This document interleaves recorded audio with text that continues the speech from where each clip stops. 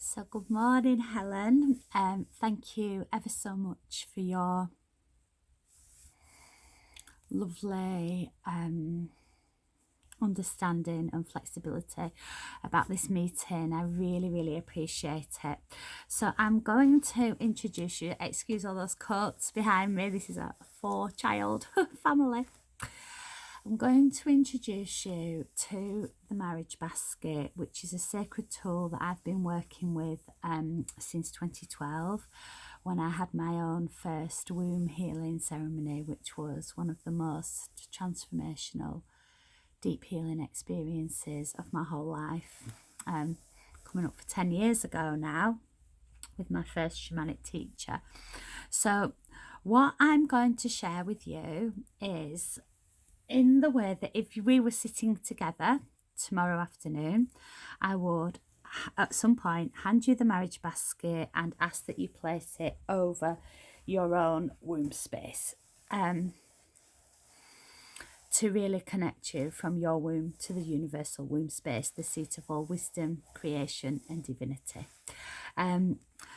So today I want to share with you some of the history, her story of the marriage basket. And my invitation is for you, if you can find it, my vision would be a kind of canvas type of fabric that you could get into a circle and then either paint or embroider this design on. So by the time we step into the work tomorrow, it could just be that you've drawn the circle and maybe the outline with pencil. There's no rush for this. This is something that I would invite you to create as a sacred tool for your own healing journey. So the marriage basket is a sacred Navajo healing tool, and there are many myths and legends that surround them. And the one that I'm going to share with you today is the one that I was taught and that is really resonant in my heart. Doesn't mean it's the right one, and it doesn't mean it's the only one. It's the one that I was taught and I like to share with the women I step into this sacred work with. So the marriage basket is very connected with intergenerational healing and ancestral healing, womb healing and our matrilineal line. And that is because the girls will go out into the fields and pick the reeds. The mothers will dye them red and black. And the grandmothers stitch the baskets, and they will put a prayer and a blessing into every stitch. So when we are holding these and when our wombs are held within them, we are held within that sacred matrilineal ancestral healing that also reflects the stages of our lives as mother, maiden, crone, and I always work with the Marga, the enchantress, so that step in between coming out of this phase of motherhood and before we're in our crone years, that 4th stage of the Marja, the enchantress, which I think is really important. I think it's really important that there are those 4 seasons, that we don't just go from a mother to a crone. Which I'm sure you have got your own like deep journey with that. So the reason they're called marriage baskets is because they're given at marriages, and they may be used to pass fruit round or like food, to share food. But they are also used when the women gather together in ceremony. So this marriage basket has been used with hundreds of women as we have sat together in circle. It's what I use at our red tent meets, the Riveroo's red tent. It's what I use at the Rebel Girls. It's what I've used in every single one-to-one healing ceremony. So it contains this, and it has sat with so many pregnant bellies inside it, my own included, and so many other women's pregnant bellies. And then when the baby's been born and they've been there at the red tent and they've been just sitting inside it. So it's a really, really sacred object. And I have got no doubt that this energetic space that we're going to create will contain it just as deeply as if I was to pass it over to you. So yeah, it's the sitting in ceremony as women and connecting to our womb spaces that brings this particular power and magic and strength to the marriage basket. And the story that I'm going to share today, as I say, is the one that I was taught. It's not the right one, it's not the only one, but it's the one from my heart.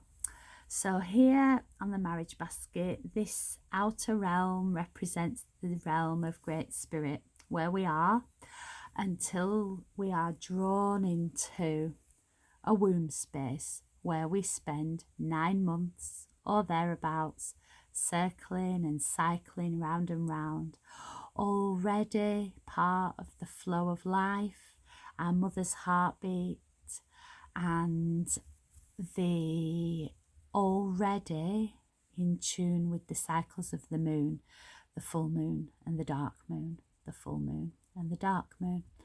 And then this first black triangle would represent our very first brush with death and the ending of our cycle in the womb. So it's like that time where we are in the womb space, completely at one with our mother. Our birth, there's nothing ever certain in birth, is also the end of that journey of oneness, and we are coming out into the world. So here we are as a baby, little girl, circling and cycling around the seasons, as a baby, an infant, a little girl. And although our bleeding years have not commenced, we are always cycling with the full moon and the dark moon, the full moon and the dark moon.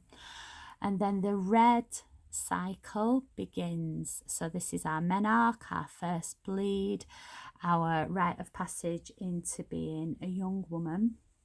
And the bleeding years, always cycling with the dark moon and the full moon, represent the archetype of the mother.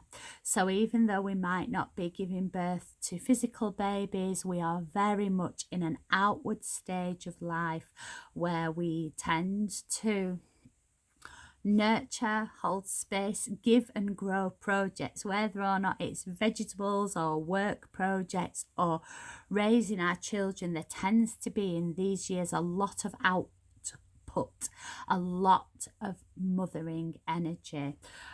So there are obviously several decades that we spend during the bleeding years. And as I say, always cycling with the full moon and the dark moon. And then such a time comes, as you well know, when we begin to hold our blood. So we pass through another sacred rite of passage. I think usually it's seen as around 13 moons of not bleeding, where we would be considered into the next phase of when we're seen to be in menopause. And as I've said, we would consider this to be the Marga phase, the enchantress. So we are holding our blood, our wisdom is deepening, we're not so much giving out. We are kind of processing that knowledge that's been learnt in the deep mothering years. But we are in the stage of the Marja, the enchantress. And even though we're not bleeding, we are cycling still with the dark moon and the full moon, the dark moon and the full moon. And as the years go by, we may step into becoming a grandmother, and that can happen in the Marga years. And then as the years go by and we're still holding our blood and we're stepping into our deepest wisdom, we may become a great grandmother. We're stepping into true role of elder, and we are here in the crone years, these years of deep tree-like wisdom, which hopefully our generation in this country is going to be the time when we learn once again to honour our elders and to not have them shoved away and medicated up to the eyeballs and all of these kind of things. So these are our crone years. We are the wise woman. And we are still cycling with the dark moon and the full moon, the dark moon and the full moon. And it's said that wherever our natal moon is, where our moon is in our astrological sign, is often a useful point to mark as our bleed. So like for me, I was born with the moon in Cancer, and when I reach these years where I'm holding my blood, it could be that when the moon is in Cancer, that is when it's fitting for me to mark my cycle of release. And then the day comes when we reach our very final, we take our very final breath on this earthly realm and return to the realm of Great Spirit, until the day comes when we're drawn into another womb space perhaps and begin the process all over again. So hopefully that's given you a little bit of insight into the marriage basket. When you and I are working together, when we step into the releasing work, which feels really fitting, you will have it like the marriage basket like this, over the womb space, just however's comfortable. And we take, I'll guide you through all this, but we take several deep breaths, connecting deeply from our womb space to the universal womb space, seat of all wisdom, creation and divinity. And we have this passageway, which represents the vaginal passageway, pointing downwards for releasing work, because as we cut, we want it to come away, just like the womb lining does when our moon blood, our menstrual cycle is here. And then when we step into the third part of our session together, we will energetically turn the marriage basket upside down, because then we'll be planting the golden seeds of your wishes and dreams, in order for you'll want then the marriage basket to be, and your womb space to be catching them, to be nourishing them, to be nurturing them, as that pregnancy, that rich potency of the womb space as cauldron is nurturing them for your highest and greatest dreams to blossom and bloom. So I really hope that this has been a helpful introduction to the marriage basket, and I hope even more that one day we sit together and I pass you the marriage basket for this work.